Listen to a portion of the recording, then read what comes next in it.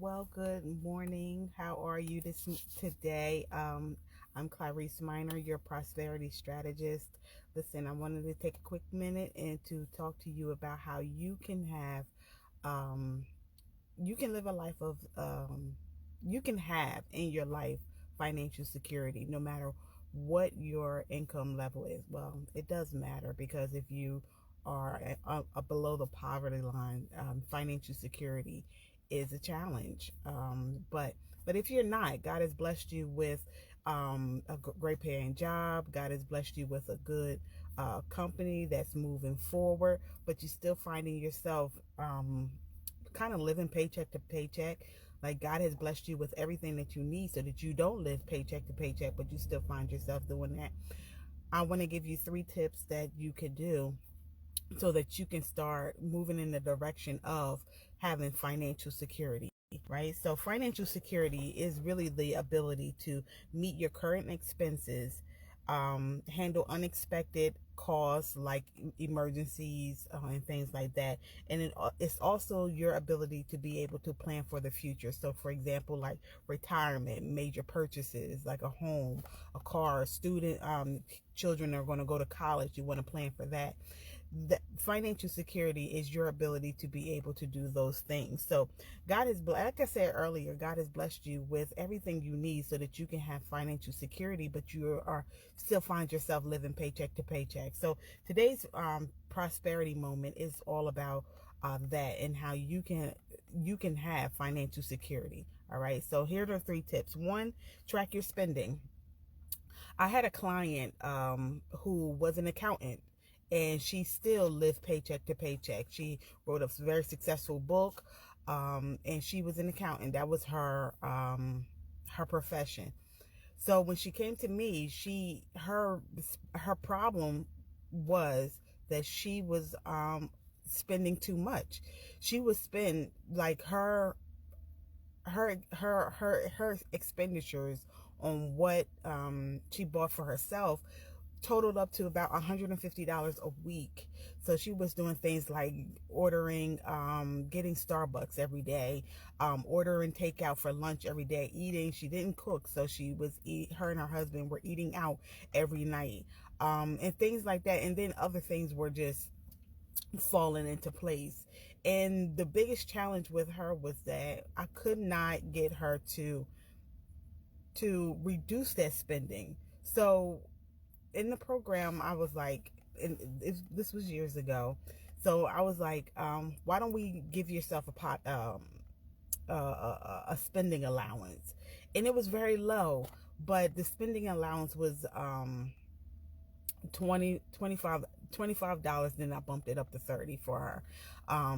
And she just cried about that because she was like, I don't have, that's not enough money to even buy my wine every week. And I said, well, this is the reason why I tell you to track your spending and to reduce your weekly allowance is because it's going to help you develop self-control so that as the wind blows or as your mood changes, you are not spending, you're not buying things and then it's just wrecking havoc in your monthly expenditures, your bills and things like that.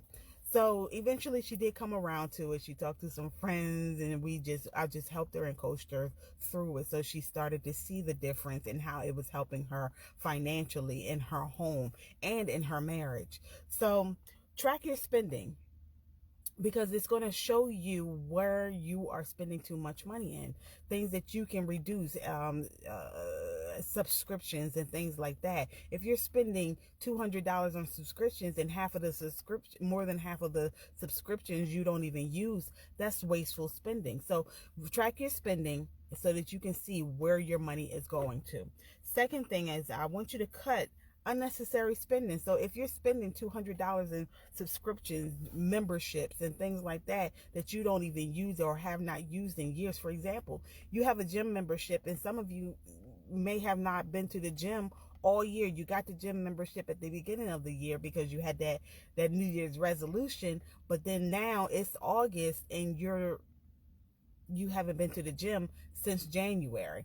So the eliminate that gym membership. Cancel the gym membership so that you can save that $50 per month, that $60 per month, even that $20 per month. Because if you add it up throughout the year, if let's say you're spending $20 per month on a gym membership, that's 12 times 20 is $240 a year. So that $240 a year could go towards your emergency savings. You follow me? So the third thing is I want you to do is monitor your finances. Monitor your finances by budgeting. With your budget, you're going to tell your money where you want it to go. A lot of you think that if I budget, that means I'm eliminating the freedom that I have to buy the things that I want. That's why I work. No, you work. God gave you a job so that you can provide. It will be the resource to provide your needs, for your needs. So if you are working and not taking care of home and not taking care of your finance, not taking care of your future, you're not taking care of today and tomorrow, then guess what? You're not using that blessing the way that God intended you to use that blessing. So therefore, monitor your spending. Monitor your spending with a budget is not keeping you in bondage. You not monitor your spending in a budget is actually keeping you in bondage, right? It's not putting you in bondage. It's keeping you in. You're not monitoring it. It's keeping you in bondage because you don't have the freedom that God gives you in your heart, in your mind, and now you're being boggled down with stress, worry, disappointments that God never intended for you to have in this season. So monitor your spending with a budget. Now you're telling your money where you want it to go, and it's not telling you where it needs to go. So you're paying your monthly expenses, your bills, your mortgage, your insurances, you're buying food, you're doing all these things, and you're also paying off the debts that you're accumulating because your lack of control with your spending. So now you're paying off the credit cards, now you're paying off the loans, now you're freeing up money. Now what do we do with that money that I'm freeing up? Guess what you do?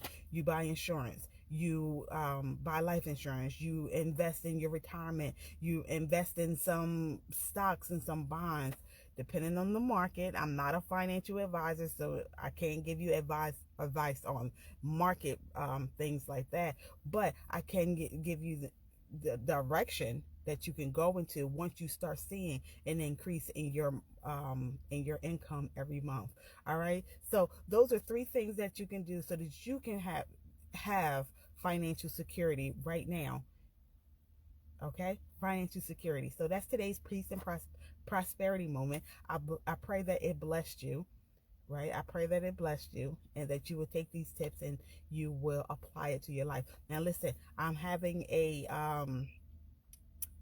credit 5-day challenge. It's called the Overflow Reset, Restoring Credit God's Way. It starts on Monday, so register today so that you can be in the room next week. It's going to be a huge blessing for you and your family. God bless you, and I'll talk to you tomorrow.